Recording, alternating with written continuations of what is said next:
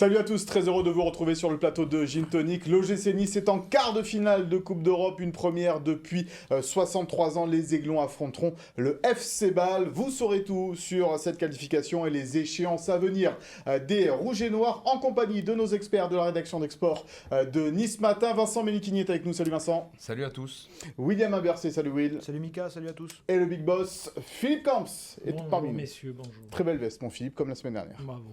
Notre invité cette semaine est le directeur du centre de formation de l'OGC Nice, Manu Pires. Salut Manu. Bonjour à tous. Merci d'être avec nous sur ce plateau. Merci de m'inviter. Avec toi, on va bien sûr parler de la relève, des jeunes aiglons qui pointent le bout de leur bec chez les pros en particulier, mais pas que. Nous évoquerons aussi bien sûr la sélection en bleu de Kefren Turam, la course à l'Europe et le match contre Lorient, sans oublier le pour-contre, la compo probable et le souviens-toi de Philippe consacré au dernier quart de finale de l'OGC Nice en Coupe d'Europe. Mais on débute donc ce Gym Tonic par le match de jeudi soir et cette qualification face au Sheriff Tiraspol. Victoire 3-1 des Aiglons à l'Alliance Riviera, 4-1 en tout sur l'ensemble des deux matchs. Les Rouges et Noirs ont fait le job plutôt, messieurs, et plutôt de belle manière d'ailleurs, Vincent. Oui, c'était pas non plus une performance exceptionnelle, mais c'est le genre de match qui est souvent un petit peu craint parce que j'avais l'impression que Nice avait tellement de choses à perdre sur ce rendez-vous. En fait, ça paraît tout bonnement logique que Nice soit passé face aux champions de Moldavie, mais en face il y avait de vrais joueurs de foot. On a vu l'attaquant burkinabé Tapsoba, c'était un bon joueur. En défense il y avait quand même aussi du costaud, donc voilà, oui, le boulot a été fait de manière assez sereine et c'est la preuve d'une vraie maturité, je trouve, dans cette équipe, et ça ouvre de belles perspectives, vraiment. Il y a eu peut-être 20 petites minutes de coup de mou après le deuxième but niçois où ils reviennent tout de suite au score quasiment. Là, c'était une phase un petit peu plus compliquée pour l'OGC Nice. Ce qui est presque légitime dans le scénario du match. J'étais plus inquiet sur les 10 premières minutes du match où vraiment ils semblaient un peu timorés, ils avaient du mal à rentrer dans le match alors que eux, le Sheriff était très bien entré dans la partie et puis ils se montraient très pressants. On savait que de toute façon une belle pelouse allait un peu plus niveler les niveaux, eux aussi allaient pouvoir en profiter. Et finalement Nice a repris la maîtrise, a marqué 2 fois. La réduction du score fait une période de flottement, mais Didier Digard a encore fait ses changements. Les entrants ont été bons et Bilal Ibrahimi a fait ce qu'il fallait avec cette accélération. Je trouve qu'au final, c'est un match maîtrisé. Ouais, match maîtrisé, une victoire constructive des Aiglons. On va regarder les stats de cette rencontre entre l'OGC Nice et le Sheriff Tiraspol, avec bien sûr une domination quasiment dans tous les secteurs pour l'OGC Nice, et en particulier ces fameux ballons touchés dans la surface adverse qui indiquent que voilà, l'OGC Nice était bien présent dans cette surface. Et malgré tout, Philippe, cette équipe du Sheriff, voilà, par Tapsoba en particulier, là, cet attaquant, elle a pu poser parfois des problèmes à la défense niçoise. Oui, c'était beaucoup mieux qu'à l'aller, parce que moi, à l'aller, je les avais trouvés assez faibles. Il y avait ce terrain qui était pourri, mais là, ils avaient tout à gagner. Ils ont couru comme des morts de faim. Ils n'ont pas été super dangereux, mais ils étaient là, quoi. Ils n'étaient pas venus pour faire du tourisme. Manu, Donc, ce match, tu l'as vu bien sûr comme nous tous. C'est vrai que voilà, l'important c'est la qualif, on a envie de dire. Ouais, mais c'est de rester surtout sur le rythme qu'impose un petit peu le championnat, déjà la Ligue 1, et puis la Coupe d'Europe. Moi, j'ai une référence, c'est toujours quand l'équipe marque et la joie qu'ont les joueurs vraiment à fêter le buteur. Et puis bien sûr, à la fin du match, la joie de l'équipe entière. Donc ça veut dire que les garçons ont pris ce match-là vraiment comme une compétition à part entière, bien entendu, mais avec la rigueur, le respect de l'adversaire, parce qu'on peut toujours se faire surprendre par un adversaire qui semble être un peu plus faible que soi. Mais voilà, depuis un petit peu la prise en main du nouveau staff et de Didier Digard, il y a une empreinte vraiment nette qui se répercute sur l'ensemble des joueurs. Malgré pas mal d'absents, il faut le rappeler.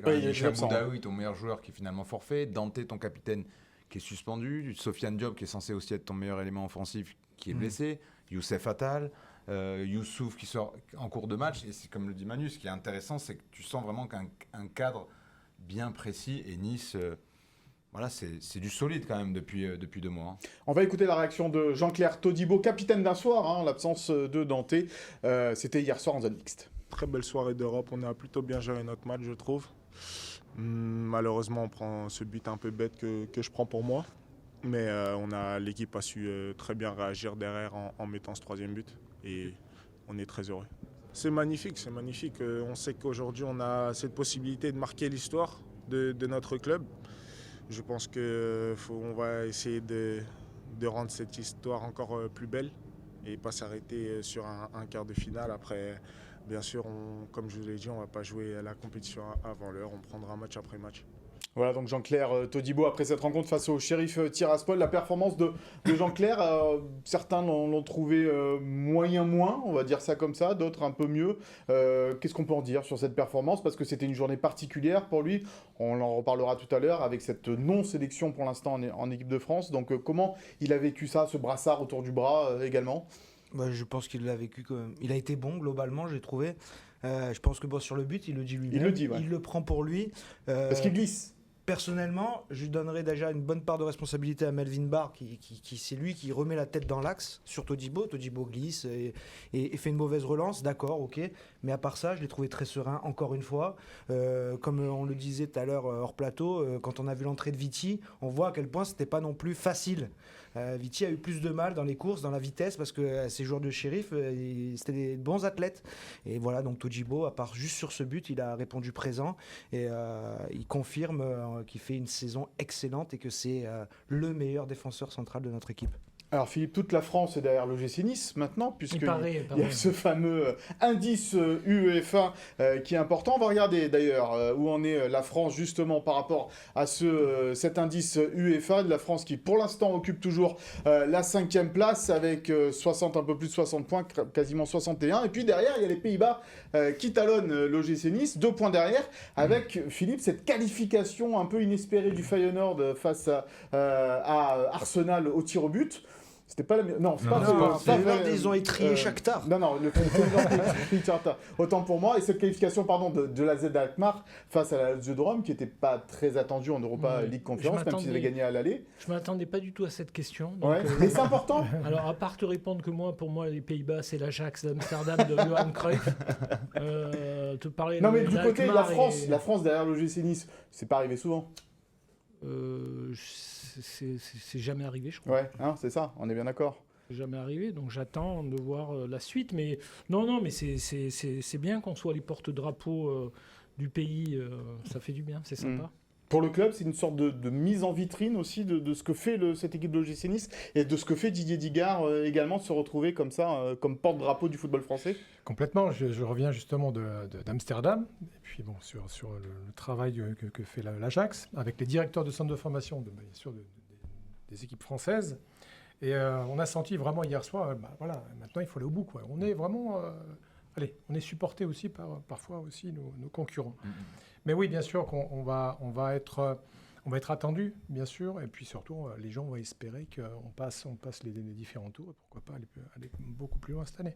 On va écouter à ce propos Julien Sablé, parce que c'était lui officiellement qui coachait l'OGC Nice hier face au Sheriff Tiraspol, puisque Didier Digard n'a pas encore le diplôme pour le faire. Eh bien, écoutez la réaction de l'entraîneur adjoint de l'OGC Nice. On ne ressent pas de poids, en fait, on se met suffisamment de pression, nous, pour notre quotidien, que ce soit encore une fois notre entraînement et nos matchs pour remplir nos objectifs, pour progresser.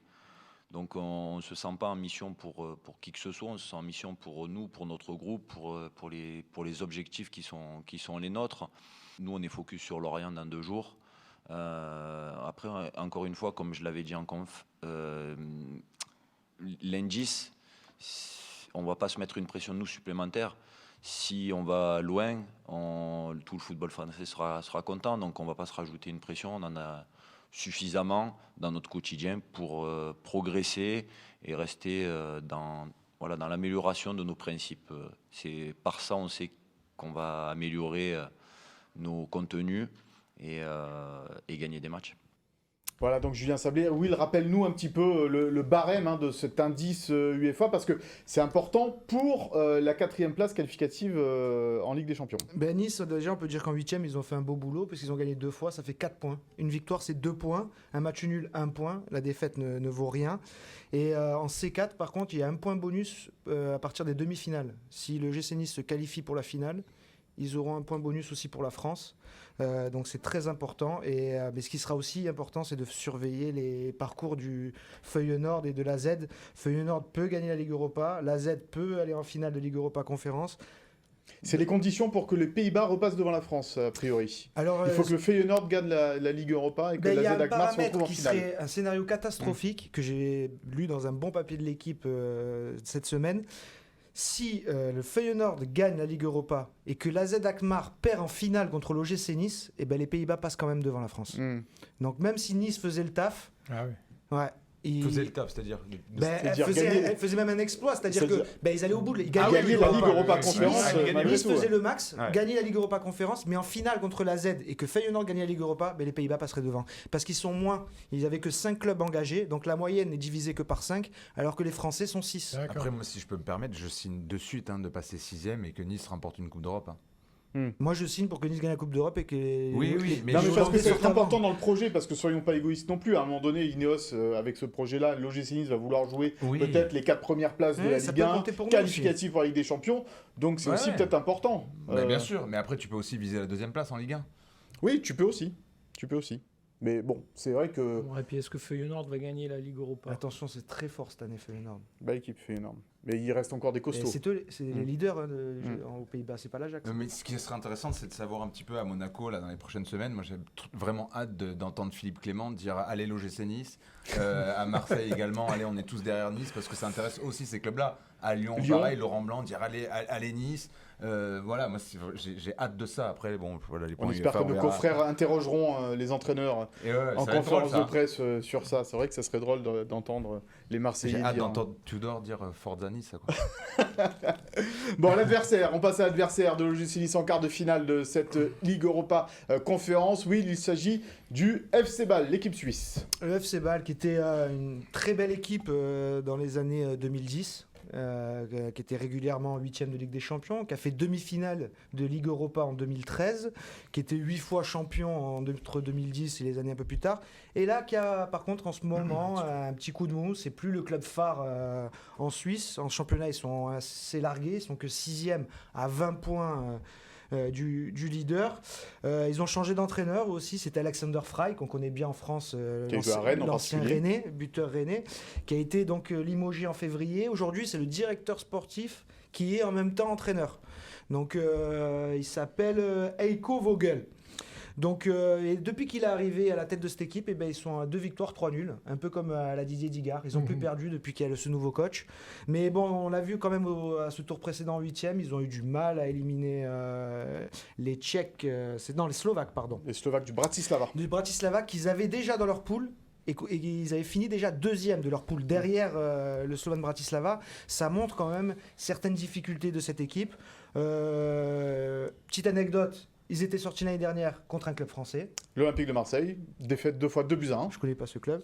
Et une autre anecdote, c'est qu'on va bien sûr retrouver des visages bien connus dans l'équipe adverse, puisque Andy Pelmar, qui était formé à l'OGC Nice, Manu, tu vas nous en parler, et Dan Endoy, qui a fait aussi un passage à l'OGC Nice, qui est aussi l'un des meilleurs buteurs de cette équipe, avec 4 buts. D'accord. Alors on va regarder le tableau des tirages de cette Europa League Conférence. Donc avec Bâle, OGC Nice, Lech Poznan, Fiorentina, ça sera l'un des 2 adversaires s'il y a qualification en demi-finale. Exact. Ça sera contre Lech Poznan ou contre la Fiorentina, avec encore une fois le match retour à l'Alliance Riviera si ça passe. Et puis AZ Alkmaar, Anderlecht et la Gantoise West Ham. On peut se diriger dans les deux autres matchs sur un AZ Alkmaar, West Ham peut-être. C'est au-dessus. En tout cas, ce sont les 2 favoris. Ce qu'on peut dire, c'est que finalement, franchement, c'est le tirage presque parfait. Éviter l'AZ et West Ham, je pense que c'était vraiment les 2 équipes qu'il ne fallait pas rencontrer tout de suite. Non. La Fiorentina est en grande forme. Est en grande forme, mais je l'ai trouvé quand même en dessous des 2 autres. Et je pensais que pour l'OGC Nice, les 2 adversités étaient plus compliquées. Donc là, tu peux les prendre au maximum qu'en finale. Franchement, et avec 2 matchs retour à domicile aussi. Franchement, on pouvait difficilement espérer meilleur tirage. Il n'y a rien de plus noble que d'éventuellement sortir la Fiorentina en mai à l'Alliance Riviera. Il faut d'abord éliminer un barrage, Bâle, bien sûr. Après un match aller en Toscane au mois de mai, c'est quand même sur le papier très joli, très excitant. Ouais. Avant de te donner la parole, Manu, sur en particulier Andy Pelmar qui joue dans cette équipe de Bâle, on va écouter la réaction de l'entraîneur de l'OGC Nice. Il est revenu devant les micros, Didier Digard, sur cet adversaire. Oui, la bonne surprise, c'est surtout le match retour à l'Alliance. Après, quand on arrive en quart de finale, forcément, il reste que des adversaires de qualité. Ce qui est sympa, c'est de pouvoir revoir d'anciens niçois.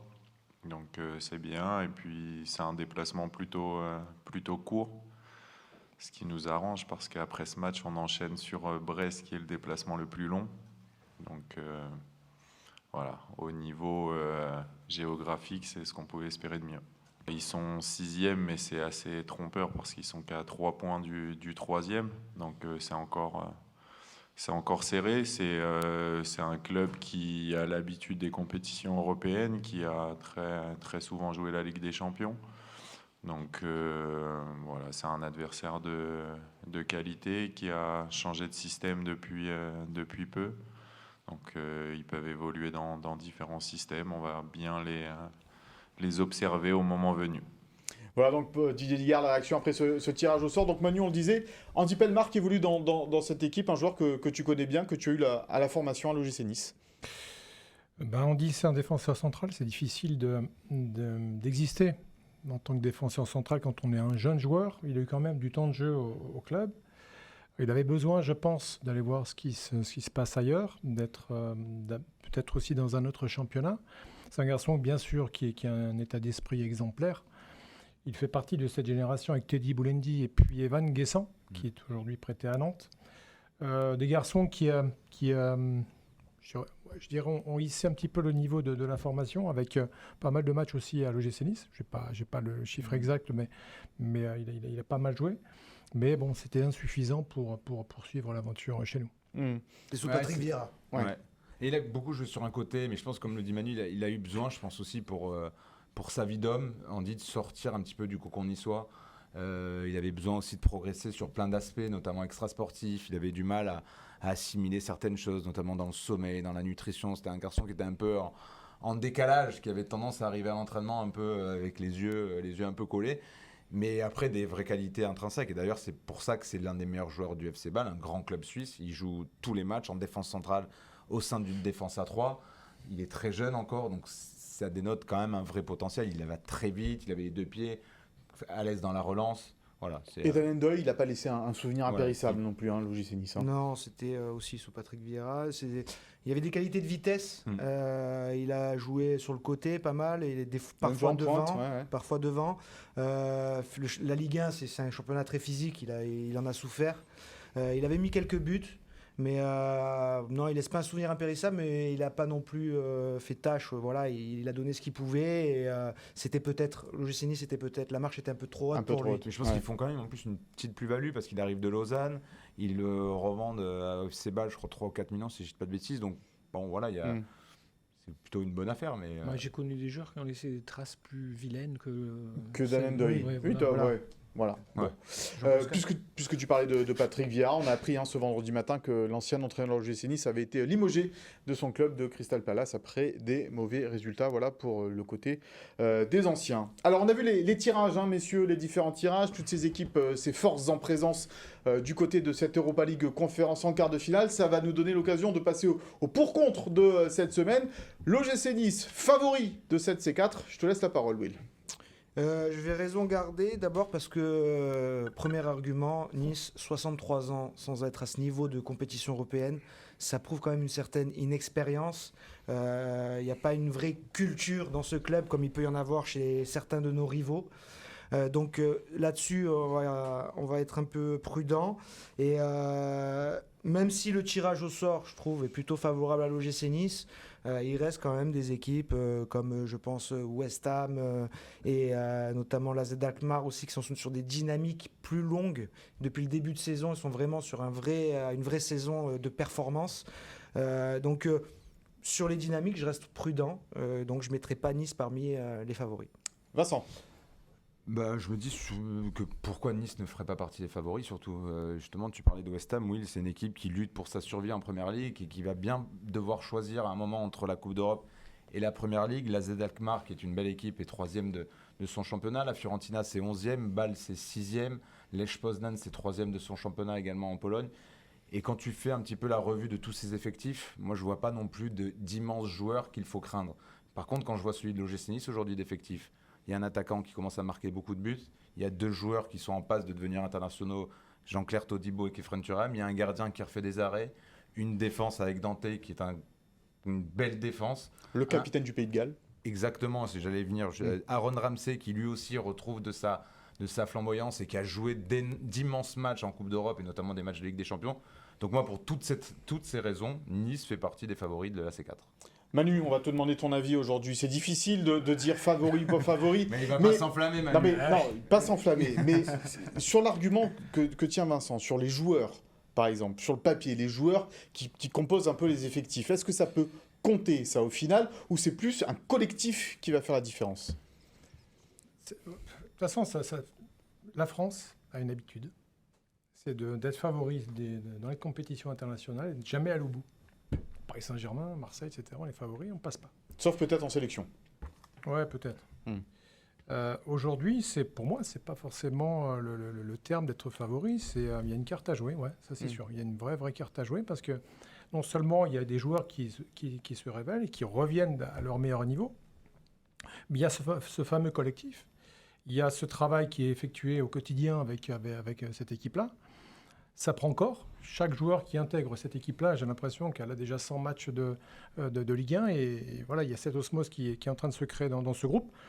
Et je pense qu'avec beaucoup d'humilité, comme l'est le club et comme l'est aussi le staff, les joueurs, on n'est pas forcément les favoris, parce qu'il y a des grands noms sur la scène internationale qui sont encore représentés. Mais à l'intérieur du vestiaire, à l'intérieur du groupe, à l'intérieur du staff, je pense qu'il y a quand même des motifs d'y croire réellement cette saison. Et puis il n'y a plus Villarreal, pardon. Il n'y a plus Villarreal et Lazio Rome.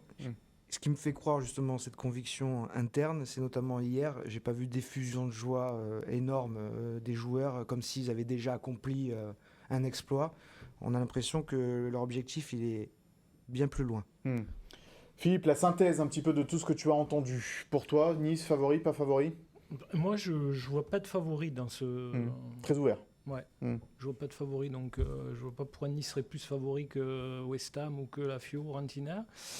Après, Ineos, je pense qu'ils sont pas là pour jouer les quarts de finale ou finir de 8e du championnat. Mais je vois pas de favori. Par contre, je crois vachement la force de l'habitude en Coupe d'Europe. Et la dernière fois qu'on est allé en quart de finale, c'était en 1960, quoi. Donc bon. Tu vas nous rappeler ça tout à l'heure dans le Souviens-toi. Mais il y a quand même des joueurs au sein de cette équipe qui ont joué de grands matchs de Coupe d'Europe. Et qui ont gagné la Ligue des Champions, comme Dante, par exemple. Ouais, mais pour moi, c'est Schmeichel. La culture club, elle compte beaucoup, énormément. Bah, un peu moins en C4, parce que c'est une compétition nouvelle. On le voit notamment dans la Ligue des Champions. T'as beau avoir une belle équipe, si t'as pas l'esprit et la culture de jouer ces gros matchs, tu passes pas le cap. Tu as raison, évidemment, Willem. Mais ce qui est rassurant, et comme tu l'as dit, c'est que tu sens quand même, et Manu l'a dit aussi, une sérénité, une forme de confiance. paisibilité. Non, mais même une sorte de zénitude, en fait. Et... Parce que tu n'as pas encore perdu un match aussi depuis le mois de janvier. Ouais, peut-être que d'ici là, tu auras perdu un match aussi. C'est la force de ce staff, en fait. Ça ne changera rien pour toi, même si tu perds un match demain? J'ai l'impression qu'on peut faire, même si ça avait été à la Ligue des Champions, je pense que le groupe a fusionné vraiment avec le staff, avec le club. Le club c'est vraiment attaché à repartir vraiment sur de bonnes bases, des bases vraiment très très solides avec le travail, même si avant aussi ça bossait, mais il y a un autre état d'esprit des joueurs, du staff, du club, on est tous derrière. Et je pense que les matchs, il n'y a pas forcément de calcul particulier. On n'a pas baissé le pied contre Auxerre, Auxerre a aussi fait le match qu'il fallait. On fait les matchs, je dirais, de la même façon, avec vraiment l'envie de progresser, d'évoluer. Et je pense que peut-être le fil rouge de ce groupe-là, c'est vraiment de ne pas avoir de limites. Si à moi, qui caractérise un petit peu cette équipe-là, c'est qu'il n'y a pas de limite. On a réussi à faire des choses incroyables depuis quelques semaines. Allons-y. Moi, ce que je trouve important, comme le dit Mani, l'argument supplémentaire pour moi, c'est pas 0 défaite en 12 matchs. Pour moi, c'est 0 match raté. C'est surtout ça qui je trouve intéressant. C'est ça, voilà. Ils ont toujours été dans le game, même quand à Reims tu fais 2 fois nul, même au Cerf tu fais nul. C'est des bons 0-0. Pas comme à Rennes ou comme au Puy. Voilà, il n'y en a plus. Depuis le Puy, il n'y a plus un match catastrophique où on s'est ennuyé devant le gym. Donc peu importe les résultats, c'est le contenu. Et comment réagissent aussi ceux qui jouent pratiquement très peu. La rotation, exactement. BKBK, il a démarré piston droit à Nantes. tranquille. Brahimi, Bilal, depuis son doublé contre Ajaccio, il avait peu de temps de jeu. Hier, il répond aux attentes, il fait quand même un match très solide. Donc ça aussi, c'est important d'avoir 20 joueurs, pas de même niveau, parce qu'il y en a forcément des plus importants que d'autres, mais et des jeunes qui sortent aussi, on va en parler, voilà, avec parcimonie du bois et avec quand même beaucoup de personnalité. Et je trouve que ce match à Nantes, d'ailleurs, il a été important pour ça, parce que personnellement, c'est celui que je redoutais le plus, entre 2 matchs de Coupe d'Europe, à l'extérieur, 3 jours après un déplacement, il allait avoir forcément une rotation. Est-ce que cette fois, ça allait encore fonctionner, tout ça? Franchement, le contenu, il m'a plus que rassuré. Quand je vois l'état d'esprit, cette volonté, ça va toujours de l'avant. Même si tu perds 2 points. Si tu mets le résultat de côté, on peut le mettre de temps en temps. C'est gagné, quoi. Tu parlais de pas d'effusion de joie excessive de la part des joueurs. En revanche, dans le stade, très très belle ambiance, il faut le souligner, à l'Alliance Riviera, avec 23 000 spectateurs qui ont fait beaucoup de bruit. Hier soir, quand je suis rentré chez moi, je regardais un peu sur les réseaux sociaux les images partagées par beaucoup de supporters. Ce que je me suis dit, c'est qu'il y a combien, pour une fois, parce que ça fait très longtemps qu'il y avait plus de 20 000, et surtout combien de gens sont rentrés chez eux fiers, contents, avec la sensation d'avoir passé une bonne soirée, avec le sourire, avec ce matin la banane au réveil. Et moi je pense que c'est ça qui est important. Au-delà du nombre de personnes qu'il y avait, c'est le nombre de personnes qui est rentré fier de son club et qui aura envie de revenir. Et je pense que c'est là que l'OGC Nice a peut-être capitalisé quelque chose d'important hier soir. Mais ils ont oublié le 49-3 grâce à l'OGC Nice. Ça leur a sorti un petit peu du marasme de la réforme des retraites. Plein de trimestres de plus. Ouais. Grâce au gym. Vecteur de bonheur, le l'OGC Nice hier soir. Effectivement, on va parler d'autres bonnes nouvelles de cette semaine. C'est la sélection de Khéphren Thuram en équipe de France. Juste un petit mot auparavant, Vincent, ça part vite, les billets d'avion pour partir à Bâle, déjà du côté des supporters, les billets qui flambent. Il va pas falloir traîner là. Il y a un côté exceptionnel de ce match-là, on l'a dit en début d'émission, 63 ans que Nice n'a pas joué un quart de finale de Coupe d'Europe. Donc voilà, on ose espérer qu'il y aura beaucoup de Niçois à Bâle, mais surtout qu'au retour à l'Alliance, ça soit à 35 000. Mais là, qu'il n'y ait plus débat, il n'y a plus le ski, il ne fera pas encore trop chaud pour aller à la plage. Il n'y aura pas les sols, il n'y aura rien, c'est tous au stade le jeudi. Avec une petite mise en garde peut-être aussi, malgré tout, parce qu'à Bâle, ils ont des supporters, des ultras assez costauds. Ouais. Donc il faudra aussi faire attention parce qu'il y a l'épisode colonne de cette saison. Il y a quand même aussi pas mal de pétards, il faut faire attention aussi à ça, il faut mettre en garde les supporters. Attention, parce que l'UEFA est très à cheval là-dessus. Il y a déjà aussi également 2 matchs avec sursis en Ligue 1, avec l'utilisation... Bon, ça prend à Nice, mais ça, c'était n'importe quoi. Bon. Donc, il faudra faire attention contre Lorient pour pas être suspendu contre le PSG. C'est le PSG, quoi. Mais bon, prendre 2 matchs avec sursis pour 3 pétards et 2 fumigènes. Mais voilà, l'ambiance ça commence. T'es surpris? Ouais, un peu quand même là, non. pour le coup. Mais après, quand c'est des incompétents qui prennent des décisions, pourquoi être surpris? Bref, on fera noter la belle ambiance aussi avec le retour en première mi-temps, en début de ce match, de Choua, le capot emblématique de nos années Auré, qui est revenu un petit peu sans oublier Biba quand même. Ouais, après, quelle relève, évidemment, on n'oublie pas. Mais, et d'ailleurs, qui a donné le ton de cette soirée. Et voilà, c'est comme ça qu'on va voir ce stade. Les gens veulent savoir, ça fait très longtemps qu'il était pas aussi fort. Il a bien pété. En début de match, il a été très fort. Effectivement. Allez, on passe à donc, cette bonne nouvelle, la sélection de Khéphren Thuram en équipe de France, après son papa Lilian, après son frère Marcus. Eh bien, c'est au tour de Khéphren de revêtir bientôt le maillot bleu. Messieurs, je vais d'abord te poser la question. Manu, c'est une réelle récompense pour ce joueur. En plus, Khéphren, moi, mon petit passage à l'AS Monaco, c'est pour ça. J'ai fait la connaissance de Khéphren, de son travail, puisqu'il était dans le groupe réserve. Et c'est quand Jardim est parti et que Thierry Henry l'a remplacé. Thierry Henry l'a intégré, l'a quasiment même imposé, parce que grâce à lui, il a fait ses premiers pas en professionnel, et plutôt pas trop mal. Mais je reviens sur son arrivée au club, à l'OGC Nice, qui est bien sûr aujourd'hui un très bon choix. Il faut savoir que déjà, à cette époque-là, il y a un gros travail qui a été fait par Didier Digard. Parce que quand il y a eu ce changement aussi d'entraîneur et que Didier a accompagné Adrian et puis Fred Joria pour l'opération aussi remontée. Après le départ de Patrick Vieira. Exactement. Qui avait fait venir quand même malgré tout le petit Khéphren, enfin le grand Khéphren à l'OGC Nice. C'est exactement ça. Et Khéphren était un petit peu hésitant aussi dans ses premiers pas aussi en Ligue 1, et puis c'est Didier qui l'a orienté, et propre et au figuré, c'est-à-dire qu'il lui a vraiment imposé de jouer quasiment systématiquement vers l'avant. Et c'est comme ça qu'il a tout doucement évoluer, progresser, développer un petit peu ce qu'est aujourd'hui Khéphren Thuram. Et je pense que, même s'il ne le dira pas, Didier a non, parce qu'aujourd'hui il le fait jouer, bien entendu, mais à ce moment-là, c'était peut-être le bon moment pour que Khéphren et que Didier travaille avec Khéphren sur un travail vraiment personnalisé. Et il a fait de Khéphren ce qui, je pense, est aujourd'hui. Bon, on va trahir le secret. C'était la dernière émission, l'avant-dernière, quand on parlait d'un jeune joueur qui avait eu besoin par moment de se sentir réconforté en début de saison par Didier Desgard, mais c'était Khéphren Thuram. Qui avait besoin à un moment donné de la saison de sentir du soutien et qu'on l'accompagne. Mais un garçon qui 3 mois après... un peu abandonné peut-être par Lucien. J'ai pas envie de faire le procès de Lucien, pas du tout, parce que... Mais voilà, c'était un garçon qui était un peu perdu, et 3 mois après, grâce à l'apport d'un club évidemment et de son entraîneur principal aujourd'hui, il est en équipe de France.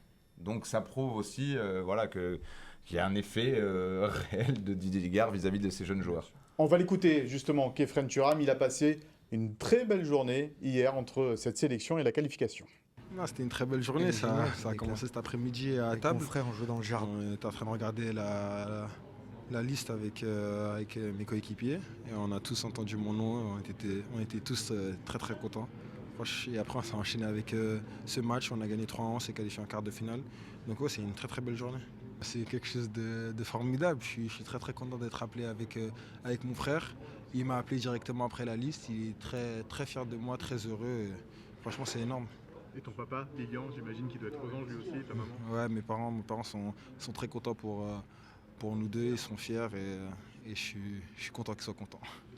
Voilà, le magnifique sourire de Khéphren Thuram. Oui, il a ajouté aussi qu'il n'avait jamais joué avec son frère. Non, c'est la première fois qu'il va être dans la même équipe que son frère. Et il a dit une phrase que j'ai trouvée assez exceptionnelle. Avec mon frère, on avait déjà joué ensemble dans le jardin, mais jamais dans la même équipe. Voilà. Et ça, je trouve ça assez exceptionnel. Et puis l'ADN Thuram, c'est quand même fort, quoi. En France, c'est une première. Hein. Ouais. Philippe, c'est un joueur que tu adores, Khéphren Thuram. Moi, j'adore tu nous l'as déjà dit. Thuram, Todibo, j'adore. Donc j'étais content pour Thuram, un peu déçu, même un petit peu chagrin pour Todibo. Je trouve que c'est un super message envoyé pour le club. Ça prouve qu'à Nice, on peut jouer à Nice et être appelé en équipe de France. Et ça, je trouve que c'est important pour aussi l'avenir. Il y a des joueurs peut-être qui se diront, il y a aussi des Niçois en équipe de France. Ça peut être important. Et puis en plus, c'est pas comme Ben Arfa ou Jalé qui ont été appelés quand ils étaient... ils avaient déjà eu des sélections auparavant. Là, il est appelé en pour équipe de France. Le dernier, c'était Hugo Lloris d'ailleurs, pour la première fois. Le Crémy, peut-être, mais c'était limite. On a connu Daniel Bravo. Ouais, c'était entre les deux saisons. Et puis, juste peux dire, j'ai beaucoup aimé le dessin de Faro aujourd'hui dans l'équipe, où il y a Thuram, Lilian, qui est à genoux comme ça, là, avec son doublé, et il dit voilà, je viens de faire un autre doublé avec Khéphren. Et Marcus, effectivement. Tu en as parlé, Jean-Claire Todibo, pour l'instant, n'a pas été appelé malgré sa pré-convocation. On dit pour l'instant parce que au moment où on enregistre cette émission, on sait que William Saliba est sorti sur blessure avec Arsenal jeudi soir, et en fonction de la gravité de cette blessure, peut-être que Didier Deschamps pourrait appeler Jean-Claire Todibo. Mais en tous les cas, dans la première liste, Jean-Claire Todibo n'était pas de cette sélection. Wesley Fofana, lui, y est, alors qu'il a joué 8 matchs seulement cette saison, peut-être, et que Jean-Claire Todibo est peut-être plus irrégulier. Ça, c'est mon avis personnel. Régulier, pardon. C'est mon avis personnel. Un avis que l'on partage quasiment tous sur ce plateau, Vincent. Pas forcément, parce que Didier Deschamps, il a un critère suprême, c'est la Ligue des Champions. Et Fofana, il y a 10 jours... 3 matchs cette saison en Ligue des Champions. Moi, j'ai vu le dernier match qu'il a fait en Ligue des Champions contre Dortmund. C'était un match avec une intensité exceptionnelle et il a répondu aux attentes. Donc en plus, il part pas en tant que titulaire. Donc voilà, il y a débat entre Wesley Fofana et Jean-Claire Todibo, mais on parle de 2 énormes défenseurs centraux pour moi. Et c'est pas scandaleux que Jean-Claire Todibo n'y soit pas, mais il mérite évidemment d'y être également, mais tu peux pas jouer avec 10 centraux. Et il y a peut-être un petit paramètre qui rentre en compte aussi dans la concurrence entre les deux, c'est que Fofana a été contacté aussi par la Côte d'Ivoire. Absolument. Et donc, est-ce que Didier Deschamps n'a pas voulu aussi tout de suite dire à Wesley Fofana, non, la France compte sur toi maintenant, tout de suite, pour éviter qu'il aille à en Côte d'Ivoire? Il hésitait encore ces dernières heures. Voilà. En plus. Donc il y a peut-être un paramètre qui fait que Didier Deschamps a choisi maintenant Fofana plutôt que Todibo. Absolument. Et puis quand c'est Jean-Louis Gasset en plus qui, à mon avis, te fait un travail de ça pour que tu viennes, il y a un moment où peut-être que tu peux te faire convaincre. Hein. Donc Deschamps, lui, a dit oh non, pas du tout. Oui, non, ça doit le connaît. Jouer, effectivement. On va l'écouter, Jean-Claire Todibo, sur sa non-sélection en équipe de France. Il y avait un peu de déception forcément parce que voilà, on avait espoir, enfin j'avais espoir d'être dans cette liste. Maintenant, je m'arrête pas à ça forcément. Honnêtement, à 14h, il y avait plus de fierté que de déception parce que j'étais très content pour mon ami Kefren qui a été appelé. Très honnêtement, je suis quelqu'un d'assez patient. Je pense que le temps fera les choses et mon football parlera pour moi. Si aujourd'hui le sélectionneur a décidé de ne pas m'appeler, c'est que je dois bosser encore, je dois m'améliorer et j'ai faim de m'améliorer, à vrai dire. Alors ça ne me pose aucun problème de ne pas être appelé aujourd'hui. J'espère être appelé une prochaine fois. Et si ce n'est pas une prochaine fois, ça sera encore la prochaine fois. Il n'y a pas de problème avec ça. Voilà, il reste optimiste, Jean-Claire Todibo. Le temps fera les choses, il dit Manu. C'est exactement ça, le discours qu'il faut tenir à ce moment-là? Toujours. En plus, c'est un modèle pour nous, pour la formation, d'avoir un garçon comme ça sur le terrain. Parce que, depuis qu'il est au club, j'ai toujours dit que je n'ai jamais vu se faire passer en 1 contre 1. Et hier, il s'est fait éliminer là, sur un crochet à l'intérieur de la surface de réparation. Pour moi, c'est un des meilleurs défenseurs centraux français. On va s'arrêter là parce que sinon, je vais m'enflammer. Mais c'est vraiment un garçon qui évolue, qui se développe. Nice grandit avec lui. Il fait grandir aussi Nice. Par contre, c'est vrai qu'il vient d'être papa.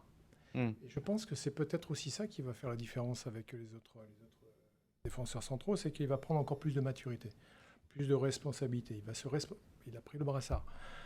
Il va grandir. Il va développer encore plus son leadership, parce que là, ça, on en a besoin. Et puis l'association avec Saliba, chez nous, a fait aussi ses preuves. Et puis on a peut-être l'envie de les revoir au plus haut niveau. Voilà donc ce que l'on pouvait dire sur la sélection de Kefren Turam et la non-sélection pour le moment de Jean-Claire Todibo, mais peut-être que d'ici le début du rassemblement avec la blessure de Saliba, Jean-Claire Todibo sera appelé. Pourquoi pas Axel Dizazi aussi du côté de l'AS Monaco, parce qu'il était dans le groupe pour la Coupe du Monde. Là, je pense que quand même, c'est vrai qu'ils sont passés en Coupe du Monde, mais sur la forme du moment. Sur la forme du moment, il n'y a pas photo. Il n'y a vraiment pas photo. Je pense que exactement. Todibo, il pouvait être dépassé que par Wesley Fofana, sinon il n'y a personne qui lui passait devant. Allez messieurs, on passe aux abgym de cette semaine, les coulisses de l'OGC Nice captées par les caméras de GC Nice TV.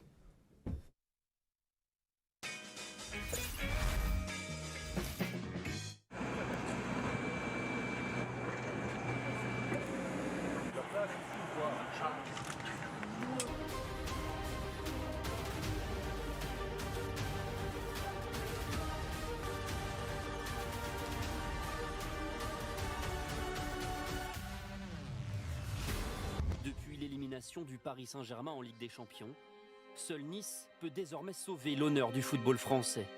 Adversaire du Sheriff Tiraspol en 8e de finale de Conference League, dans un contexte particulier. Suivant les instructions des autorités françaises, l'OGC Nice a déconseillé à ses supporters de se rendre en Moldavie en raison des tensions actuelles entre le pays et la Russie. On a vu que malgré tout, des supporters avaient répondu présent et on est bien heureux. On est tellement dans notre bulle entre nous et focalisé sur ce qu'on veut faire qu'on ne prête même pas attention à ce genre de choses, donc on ne l'a pas ressenti.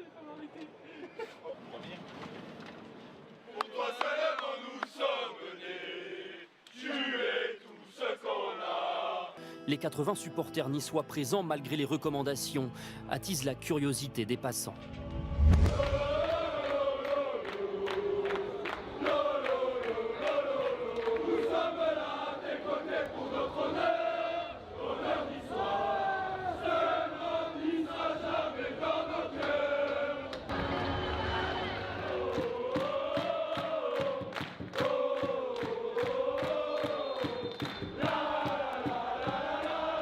C'est parti, sous les applaudissements du stade Zimbrou.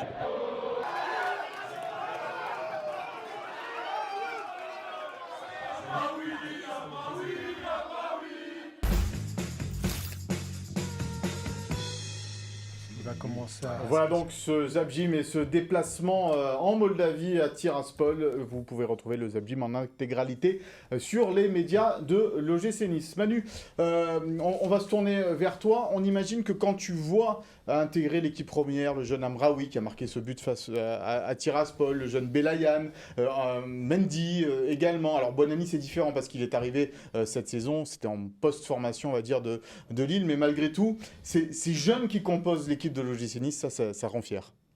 Ouais, ça rend fier. Le club s'est spécialisé un petit peu dans la post-formation, effectivement, et Kefren en est le meilleur exemple. Mais puis, depuis la montée en puissance et puis l'arrivée de Didier Digard, qui connaît bien les jeunes, on s'aperçoit que les jeunes ont de plus en plus de temps de jeu. Et ce n'est pas pour favoriser, encore une fois, les jeunes, parce qu'il est passé par la formation. C'est qu'il est convaincu que ces jeunes-là vont apporter quelque chose de plus, une fraîcheur, un dynamisme que lui a su percevoir quand il était à charge de l'équipe réserve. Et ce n'est pas pour nous faire plaisir. Et ce ne sera jamais le cas. Il est vraiment branché sur le développement du club, de l'équipe première. Et s'il faut le faire avec les jeunes, il va le faire sans aucun problème. Tu sens que la formation a été remise un petit peu plus en avant, plus au cœur du projet de l'OGC Nice aujourd'hui? L'effet, il est incroyable. Il est incroyable, il est national. Aujourd'hui, quand on a 2, 3, 4 joueurs, en plus de ça, avec les sélections d'Ayoub Amraoui... Avec le Maroc, ouais, on n'a pas dit. Ouais. Avec le Maroc, voilà, ça dépasse tout ce qu'on peut imaginer, même la famille. On est en plein rêve.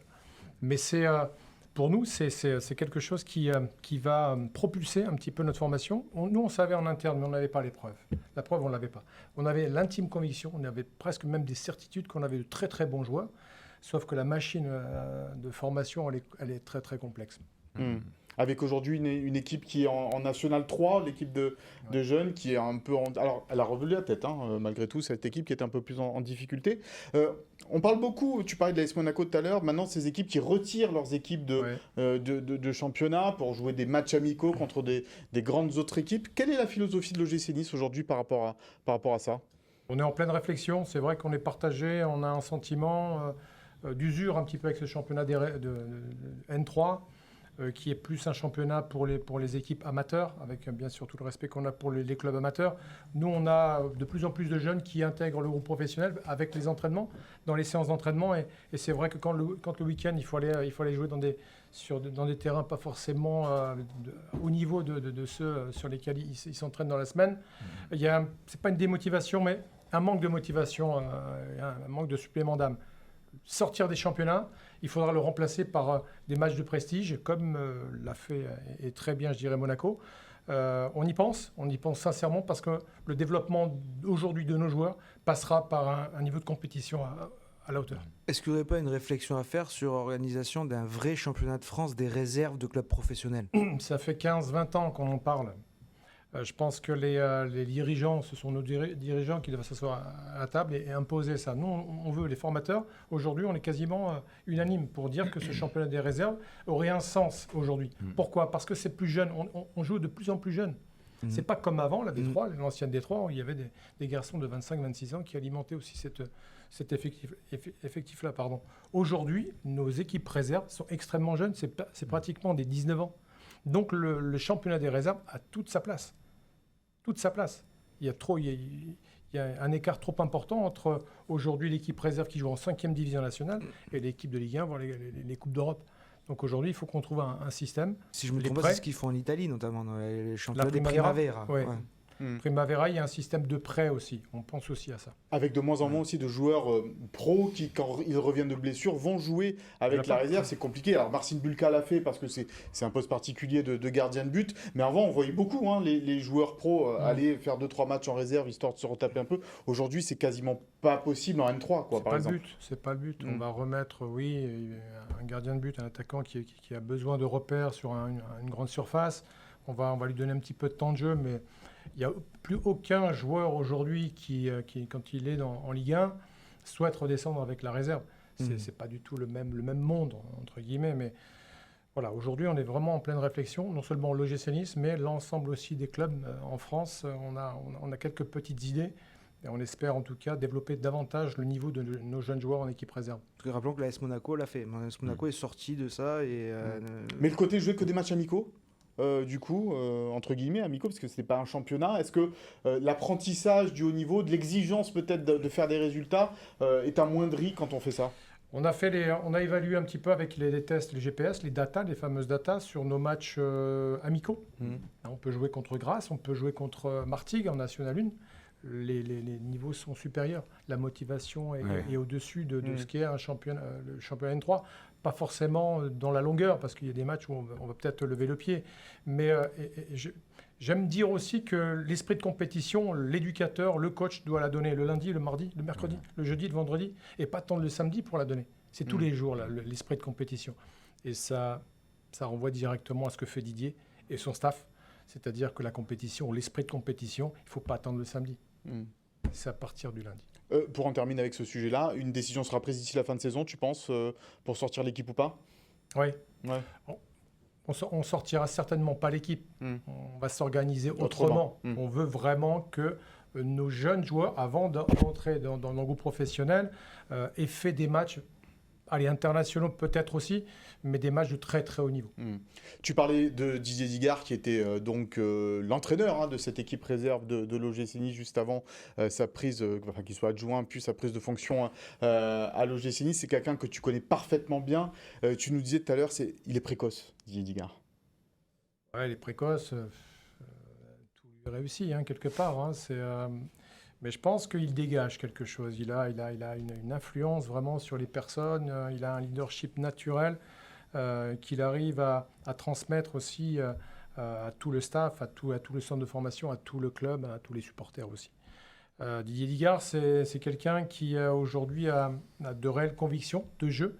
Son passage en Espagne, pour en avoir aussi discuté avec lui, a un petit peu cadré sur ses aspirations. Avec Quique Sétienne, en particulier l'entraîneur. Quique Sétienne, exactement. Et puis l'esprit du football espagnol, et on le revoit un petit peu. Moi, quand je vois des séquences de jeu de l'OGC Nice, je prends plaisir à voir aussi cette culture-là. Et puis, il savait où il allait. Il y est allé à son allure. Mais sa charge de travail, son envie d'avancer fait qu'aujourd'hui, Didier fait partie des grosses perspectives d'avenir pour le football français. Et pour les jeunes qui voient aussi ces joueurs intégrer l'équipe pro, ça doit être une source de motivation également supplémentaire. On se dit aujourd'hui à l'OGC Nice, quand tu es un jeune joueur, tu peux avoir ta chance chez les pros, ce qui était peut-être moins le cas les années auparavant. Un club formateur, et je reviens justement de l'Ajax d'Amsterdam, pourquoi les joueurs ont une telle envie, de telle certitude? Quand ils rentrent, ils mettent un pied dans ce club-là, ils savent que la porte est grande ouverte. Donc il y a vraiment ce plafond qui est complètement ouvert. À l'OGC Nice, ces dernières années, c'est un petit peu plus difficile, il faut l'avouer. Aujourd'hui, ça y est, on commence à voir un petit peu la lumière et ça donne bien sûr une émulation, ça crée cette émulation au sein du centre de formation, au sein des coachs. Il donne un sens, Didier, son staff, le club, donne un sens vraiment à notre travail. Il communique beaucoup avec vous? Pardon, Vincent, juste, il communique beaucoup avec vous, il va voir les matchs, il reste très impliqué toujours. Il vient voir tous les matins, c'est ça? Tout le temps. Il est tout le temps là, il n'a rien changé de ses habitudes. Il vient prendre le café avec nous, les croissants avec les collègues. Il n'a rien changé. Et c'est ça qui est extraordinaire. On pourrait penser qu'il s'isole un petit peu dans son monde. Non, justement, sa petite soupape, c'est de venir nous voir et d'échanger. Et puis aussi de donner aussi sa philosophie. Parce que demain, on l'espère en tout cas, il va mettre sa rampe de lancement pour que nos jeunes puissent bien travailler avec lui. Là, il y a des jeunes... les noms qu'on a cités tout à l'heure, mais est-ce qu'il y en a d'autres qui tapent à la porte? Daouda. Oui, il y en a quelques-uns, quelques-uns. Tu vas peut-être pas leur mettre la pression en disant les noms. Il n'y aura pas de nom. Il n'y aura pas de nom parce que, aujourd'hui, on a identifié quelques profils. Mais je pense qu'avec cette opportunité-là, peut-être qu'il y en a d'autres qui vont se révéler, qui vont y croire davantage. Et il y a toujours des surprises. Les joueurs de football, il y a bien sûr les Mbappé, tous les grands joueurs sortent, les meilleurs sortent. Mais poser la question à tous les joueurs professionnels, ce n'étaient pas forcément les meilleurs au centre de formation. C'était les plus gros travailleurs. Amraoui, il y a un mois, qui aurait pu, à part peut-être évidemment ses formateurs, qui auraient pu miser sur lui. Mais et aujourd'hui, tape à la porte. Et demain, il va jouer le Brésil avec la sélection du Maroc. Il y en a d'autres qui tapent là, le petit Naounou, il n'est pas très loin, mais c'est aussi du bon sens. Naounou, aujourd'hui, il y a plus Sorensen aussi pour lui prendre la place, rien qu'à l'entraînement. C'est ça aussi être un club formateur. C'est pas prendre un garçon au milieu pour barrer la place de Belayan. C'est pas prendre un ailier qui va barrer le petit Bonani qui joue des matchs. Exactement. Donc Amraoui aussi, il joue parce que Joe Bryan, il est tranquillement sur le hors du groupe. Sur la banquette. Ouais, je l'ai dit moi. Merci. Non mais c'est et pour en avoir parlé, et c'est sans se faire de critique à Joe Bryan qui a des qualités et des défauts comme tous les joueurs, mais ça n'a aucun intérêt d'aller chercher un garçon comme ça quand tu as un centre de formation comme celui de l'OGC Nice. C'est tout simplement du bon sens. Et ça donne espoir à tous ces gamins. Parce que Amraoui, je ne suis pas sûr qu'en juillet dernier, il s'imaginait être en équipe nationale du Maroc et qualifier l'OGC Nice en Coupe d'Europe. Finalement, Philippe, le projet Ineos, c'est simple. C'est refaire jouer, refaire monter des jeunes joueurs de la formation, accompagnés par des joueurs expérimentés. Voilà. Je te l'ai C'est expliqué. surtout, on a dit... Pardon, vas-y, Philo. Non, mais j'ai rien. Non, mais la C'est formation, surtout de tu ne l'as pas souvent donner dit. les clés à des gens qui ne connaissent rien au football. On l'a dit depuis l'été dernier, le football est redevenu au cœur de ce projet. Merci, c'est tout. On l'a vu l'été dernier, on l'a assez c'est dit répété, sur mais ce plateau. c'est toujours bien On de va le pas rappeler. rajouter une couche encore. Non, parce qu'il faut dire aussi, saluer le courage et la conviction de Didier Digard. Moi, je dis que c'est quelque part un courage de faire confiance à sa jeunesse, comme le faisait Claude Puel. Et pour en citer un, Christophe Galtier n'aurait jamais fait ça. Voilà, Christophe Galtier, s'il y a le choix entre un joueur formé au club et acheter quelqu'un d'autre, il aurait choisi acheter. Mais comme plein de coachs en fait. Comme plein de coachs, Même Lucien Favre aussi. mais j'ai jamais cru que Christophe Galtier était le coach qui pouvait accompagner le projet du club, et je pense que Didier Digard, par contre, en revanche, l'est beaucoup plus. Mais tout ça, c'est Didier, c'est la justice, tout simplement. Il fait pas de cadeaux, c'est juste tout à fait la justice, la sienne, qu'il met au service du club. La justice, un jeune mérite, il monte. Point final. Et puis d'avoir Julien Sablé et Fred Joria aussi à ses côtés, ça compte. Il n'y a pas un numéro 1 sans un staff, sans des gens autour. C'est une famille, c'est une vraie famille qui est derrière le chef de file. Mais il faut honneur, moi j'aime bien le rappeler de temps en temps, parce qu'on pense souvent à lui, il faut honneur à une personne qui est partie, c'est René Marsiglia. Qui est aussi un peu le trait d'union de tout ça, parce que ce soit Didier Digard, Fred Joria, même Manu qui est là, c'est l'âme. Il est présent aussi avec eux, c'est bien de le rappeler. Manu, on se souvient de cette victoire en Gambardella. Quand est-ce que l'OGC Nice va pouvoir revenir avec une victoire au Stade de France en Gambardella? On avait justement cette génération 2004, on avait la saison passée la possibilité de peut-être mieux figurer en Gambardella, et malheureusement ils étaient obligés de jouer aussi en réserve, parce qu'on joue très jeune en réserve, en équipe réserve. Et puis le match de Gambardella, les championnats, la Gambardella devrait se jouer en semaine. Et là, on aurait vraiment tous les meilleurs joueurs de chaque club en semaine en Gambardella. Et peut-être un jour. Elle perd pas un peu en qualité cette compétition, parce que je vois même Paris, et l'année prochaine, ils n'auront plus envie d'envoyer leurs jeunes en Gambardella. Ils vont les garder avec les équipes Paris pro. fait la Youth League. Et la Youth League, c'est en semaine. C'est toujours le même problème. Bon, Paris, c'est différent. Il n'y a pas forcément de championnat de réserve pour Paris. Mais il y a les championnats de U19. Mettons, si on veut vraiment encore se développer, c'est aussi un axe de travail à la fédération, c'est quel est le meilleur moyen pour redonner un petit peu cette image de la Coupe Gambardella. Eh ben, c'est la semaine, c'est en semaine, mardi ou mercredi ou jeudi, peu importe. Et là, on aura vraiment les vraies forces vives de chaque centre de formation.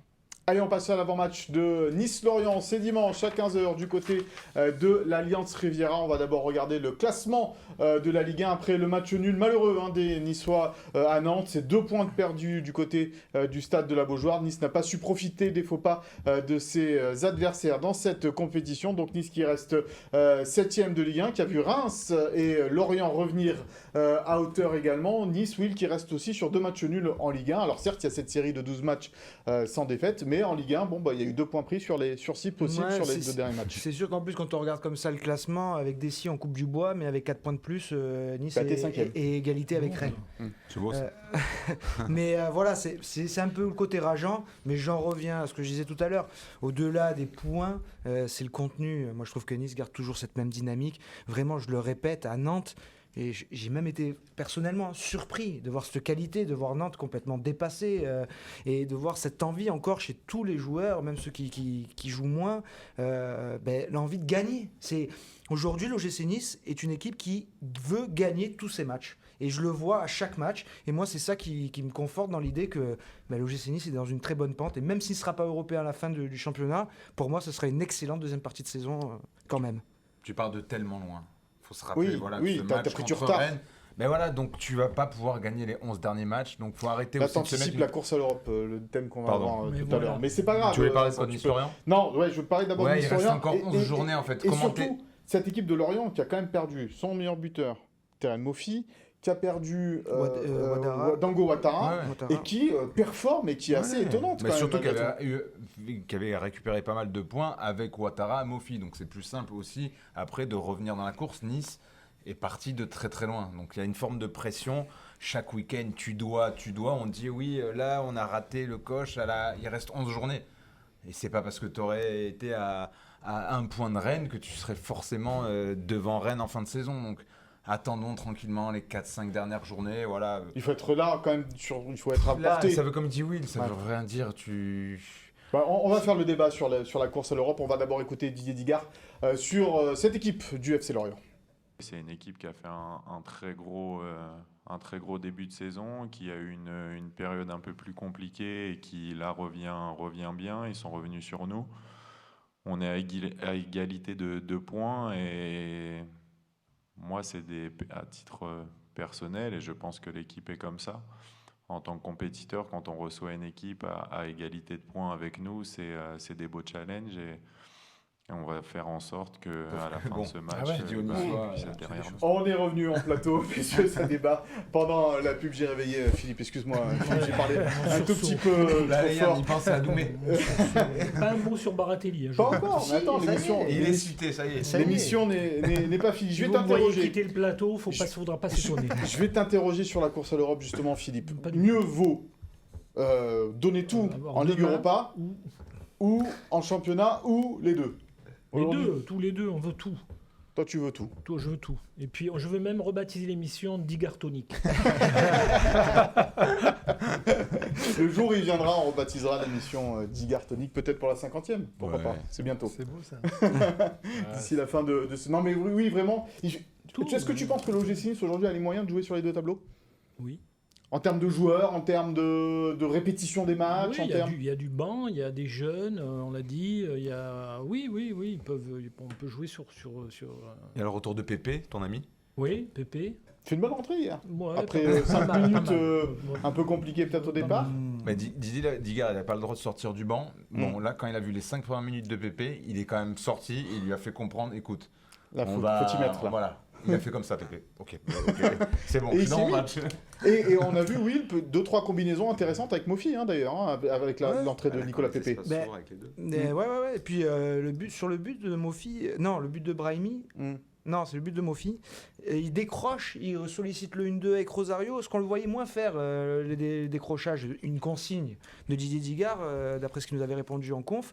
Mais là, voilà, j'ai trouvé ça super intéressant aussi, une variété dans le jeu de Mofi qu'on n'avait pas vu sur les matchs précédents où c'était profondeur.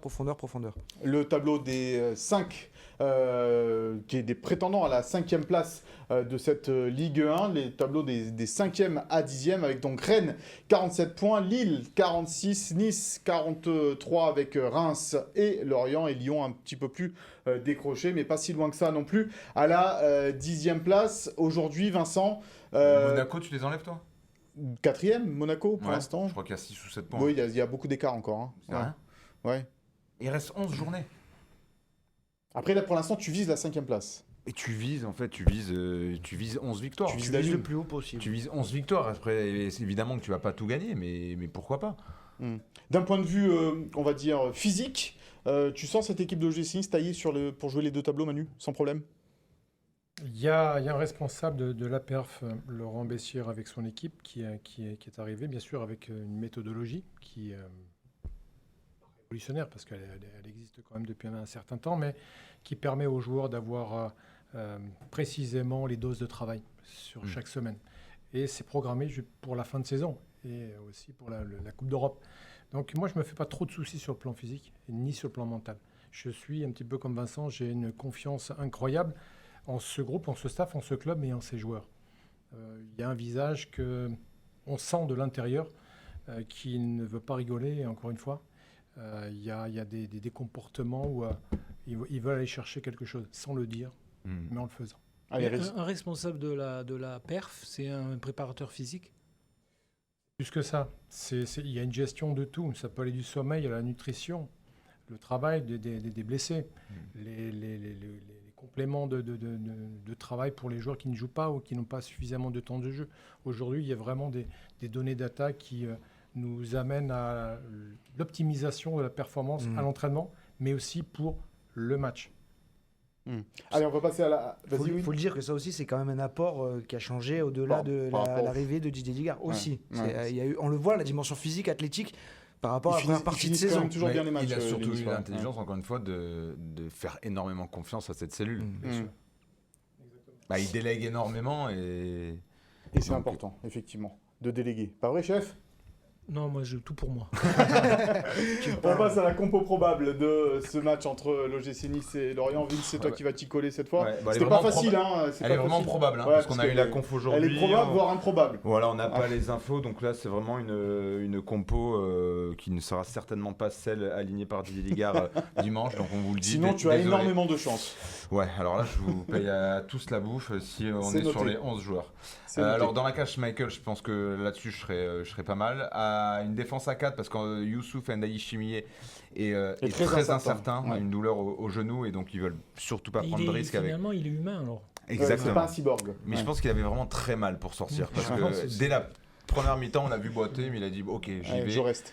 Et lui, vraiment, on en a déjà parlé, mais quelle bonne pioche. Sur le côté droit, donc Lotomba, parce que Youssef Attal est malheureusement toujours blessé. Une défense centrale, Todibo Dante, le retour du capitaine. Barre sur le côté gauche, mais ça pourrait être aussi le petit Amraoui. Il n'a pas été super, Barre, contre... Non, c'est sévère. Il fait une mauvaise appréciation là, sur ce ballon aérien qui gâche un peu tout, mais après Todibo et Schmeichel peuvent rattraper sa boulette. Oui, Schmeichel a le droit de faire un arrêt aussi à un moment donné. Allez-y, messieurs, allez-y. Débattez sur Melvin Barr. Il défend aussi, Melvin. Allez, on continue sur la suite de cette compo. Donc j'ai remis Aaron Ramsey en position de sentinelle comme... contre Sheriff Tiraspol au retour, avec devant lui... Même si Boudaoui, c'est peut-être... pareil. Évidemment que si Boudaoui est capable de jouer, il jouera, parce qu'avec Boudaoui, tu ne perds jamais. Coup sur la hanche. Coup sur la hanche. Et c'est certainement le meilleur joueur niçois de cette saison.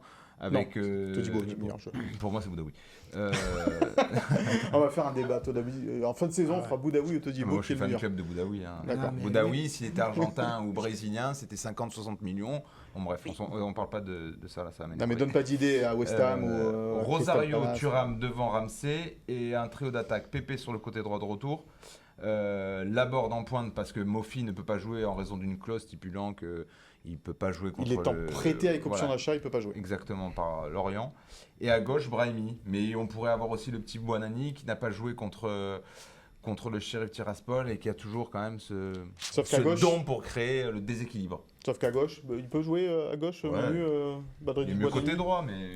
Les très bons joueurs peuvent jouer partout. Et puis les trois, là, même Pépé, il peut aussi venir dans l'axe, Laborde aller un peu sur le côté. On n'est pas à l'abri en plus avec Didier Digard. Il nous a quand même pas mal de fois surpris. Donc là, le 4-3-3 un peu classique, il peut s'envoyer un 3-4-3 ou changer de système, mettre un 10. Manu, il sourit, il connaît le loustic. Mais il ne veut pas donner d'infos. Moi, il y a juste un truc qui me gêne, c'est que Mofi, il est prêté avec option d'achat obligatoire. Ouais, c'est ça.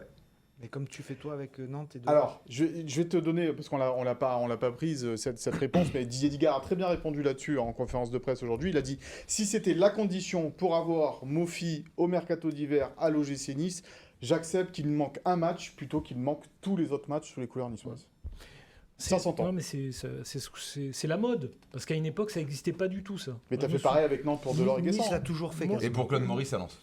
Moi, je me souviens de... Je sais que vous n'aimez pas trop vous retourner sur le passé, mais je me souviens de Jules Bocandé qui avait été prêté par le PSG à Nice. La première année, il est prêté. Et parce que Houillet n'en veut plus.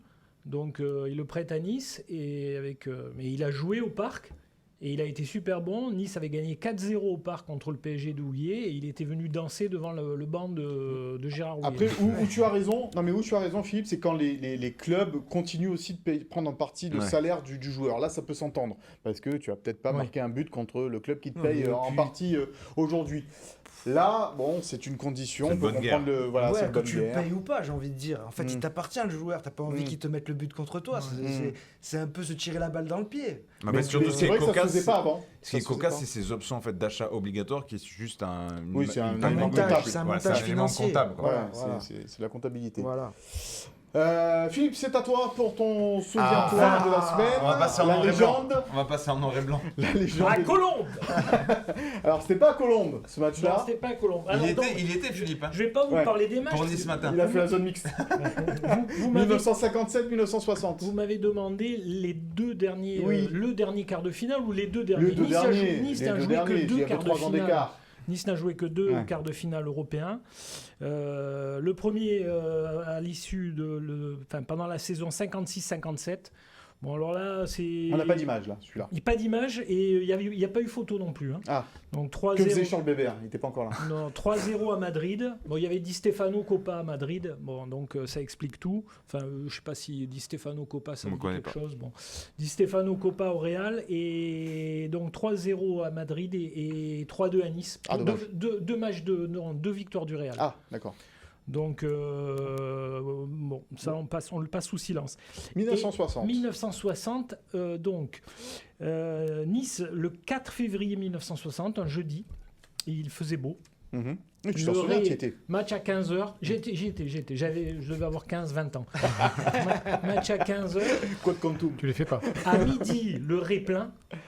Le Ré, Ouais. un vrai stade, un volcan. Ah oui, là, le Ré, on connaît. Là, pour le coup. Le Ré plein. Et donc Nice, ce jour-là, va devenir la 6e équipe de l'histoire à battre le Real Madrid en Coupe d'Europe. Et du même Di Stefano et Coppa, hein. Ils étaient encore Non, là. il n'y avait pas Coppa. Il y avait plus Et Coppa Di Stefano était Ah. blessé au match aller. Ah, d'accord. Juste pour J'ai vous essayé. dire, seulement avait battu le Real Madrid, le Partizan Belgrade, le Rapide de Vienne, Milan AC, Budapest et l'Atlético Madrid. Putain. Voilà, c'est les 5 clubs qui avaient battu Le Real en Coupe d'Europe. Il n'y a qu'un seul grand club là-dedans. Voilà. Donc, pour ce match, on le voit là. Oui, on le Match voit. en direct acheté par l'ORTF. Qui commentait? Tu le sais pas. Non, mais il y avait Fontaine en consultant. Ouais. Je sais qu'ils avaient payé 40 000 euros pour l'équivalent de 40 000 euros Ouais, d'aujourd'hui. Ouais. d'aujourd'hui Pour avoir le pour avoir le match. Hein Vic Nuremberg qui a marqué. Par contre, il même. faudrait qu'ils mettent en, Je vois pas en les- accéléré peut-être. Ça, c'est quoi le penalty? 68e minute, Vic Nuremberg égalise Bon, penalty. alors, 2-2. donc ça 2-2. va trop vite. On dit que le foot d'avant va pas vite. Mais 3-2, Vic Nuremberg. Voilà, le 84e. but de la victoire. Bon, pour revenir un peu en amont, juste je donne quand même les noms des joueurs niçois. Oui. Donc Lamia dans la cage, Mhm. un pied noir. Bon, ça c'est juste une petite parenthèse. Derrière, Fonfon Martinez, le Ouais. père de Carmen qui a travaillé à Nice matin. Dans l'axe, Cornu, Alain Cornu, un Corse, et Pancho González, une légende. La légende. Chorda, Dédé Chorda sur le côté. Au milieu, Milazzo, Foy, De Bourgoin, Alba. Et devant, Nuremberg et Papa Barou. Papa Barou, qui était une légende Immense aussi. joueur. En face, Puskas, le major galopant. Rento. Ferenc Puskás. Et donc, Nice avait gagné 3-2. Le match aller. Le match aller. Donc, les Niçois, le club avait reçu plein de télégrammes, de félicitations de clubs européens, de clubs allemands, anglais, espagnols, pour dire bravo. Oui, je le sais ça. Ouais, c'est bien. Je passe à la page suivante. Donc, Nuremberg, à la fin, avait dit « J'ai fait que mon boulot ». Bon, Bah, triplé. à l'époque, les joueurs étaient humbles. Et donc... Ils sont encore aujourd'hui. Oui, certains, oui. Et au retour, donc bon, il y a le retour, hélas, 4-0. Ah oui, ça fait Expulsion mal, de Bourgoin vers la 40e minute. L'arbitre, qui, c'était déjà le cas, était contre nous, a fait durer la première mi-temps 54 minutes. C'est vrai. Du jamais vu. Ouais. Ah oui. Donc on avait perdu 4-0 devant 100 000 personnes au Bernabeu. Ah oui. La pression devait être forte. Là. Voilà. Et juste pour dire, Vic Nuremberg après a eu une droguerie à Nice et un bar. Voilà, les joueurs à l'époque. Le football mène à tout. Ah ouais. Voilà. Où Oui. Tu es allé un peu une dans droguerie son... à Cimier dans et son un bar vers dans le quartier Notre-Dame. T'allais de temps en temps Nuremberg, Luxembourg. boire un fraise dans le bar de Vic Non, Nuremberg du Casa. Avec modération, toujours. Donc Vic Nuremberg, luxembourgeois. Tu te rends compte que dans 60 ans, le futur Philippe Cans Non, je me rends pas parlera compte. du quart de finale de Coupe d'Europe de l'OGC Nice face à... Peut-être mieux même. Ouais. Et il fera un souviens-toi et il utilisera peut-être... Voilà. Il y aura Didier Digard assis dans une petite chaise avec une barbe blanche et il parlera tout doucement. On espère que Gilles Tony continuera dans 60 ans. Hein Il a entendu ton message, il parle plus fort ou pas? Non, il parle pas du tout plus fort. Bon, c'était super, mon cher c'est Philippe. comme d'hab. On adore. C'est la meilleure rubrique de cette émission, on l'a toujours dit. On devrait démarrer par ça, en fait. Là, c'est pas le. Bah non, justement, il faut que les gens attendent. Pour la C'est 50e, meilleur pour la fin. tu en feras plusieurs, des souviens-toi. Là, Tu ne feras qu'une spéciale. je vous raconterai quand je jouais à la SPTT. Ah Non, oui, ça sera très moins bien, ça. intéressant. T'étais pas un très bon footballeur, je pense. Ah, terrible. Et donc, là, c'est juste pour dire, c'était le Real Madrid, Ah, c'est pas fini l'adversaire de D'accord. Nice. Bon, j'ai rien contre le FC Bâle, Ouais. mais bon. C'est un autre calibre. Et puis c'était le. C'est la Coupe d'Europe des clubs champions. Et c'était la Coupe d'Europe des clubs champions. La vraie Coupe d'Europe. La vraie. Oui, Ah, celle qu'avec que des clubs on dit champions. pas qu'elle est fausse, celle-là, mais Par définition. bon, On l'apprend. c'était l'étage d'au-dessus. Oui, oui, on l'apprend. Oui, On oui, l'apprend. bien Si sûr. on la gagne, on se souviendra pas. En France, effectivement, on de peut sa pas valeur. mégoter sur les Coupes d'Europe. Voilà. Mm. Toujours deux petites Nous, on coupes y croit d'Europe. depuis le début. Hein. Ouais. Allez, Début messieurs, juin, on va Et s'arrêter beaucoup là. au club aussi. On va s'arrêter là. Merci beaucoup. Merci Manu d'avoir été avec nous. à vous. C'était Merci très beaucoup, intéressant Manu. Top, merci. de t'entendre parler Merci. de la formation à l'OGC Nice, la formation niçoise qui reprend des couleurs. Et ça, on est vraiment très heureux. Et pour toi, et pour ton travail, et bien sûr pour le club et l'ensemble des salariés de l'OGC Nice qui bossent beaucoup et les Ouais, il y a bénévoles des hommes de l'ombre, hein, Ouais, parce qu'il parlait à- énormément de la post-formation. Il y a à des- la formation. Je tiens à ouais. les saluer certains quand même, parce que Vas-y. on les voit jamais, mais des garçons comme David Brero, on en parle pratiquement c'est jamais. lui. Ils font un travail énorme. hein. Tous les coachs de la formation. Tous les il- coachs, il- Fred Cecconi en particulier aussi, qu'on peut... voilà. Ouais, bon, il y Il y en a Après, plein. on va pas tous les citer, mais Non. c'est vrai que c'est une Ils vraie ont- machine. Bravo, bravo à eux de remettre la formation de l'OGC Nice au cœur du projet. Allez, c'est la fin de ce Gym Tonic. Merci à Franck Fernandez, Sophie Doncé et Chloé Voirgard à la préparation et la réalisation de cette émission. Une pensée amicale pour Philippe Bertini. On se retrouve la semaine prochaine, peut-être, puisqu'il y a une trêve internationale. On va voir ce qu'on peut faire autour de cette émission ou pas. On va essayer de Ouais, voir. ce sera sans moi, je suis en vacances. Si on a un invité ou pas, on fera. On va se une retrouver émission. dans 2 semaines. Oui, on se Ouais, retrouvera faites- certainement dans 2 semaines, ça c'est sûr, pour parler effectivement de la suite des aventures de l'OGC Nice. Merci à tous et à bientôt.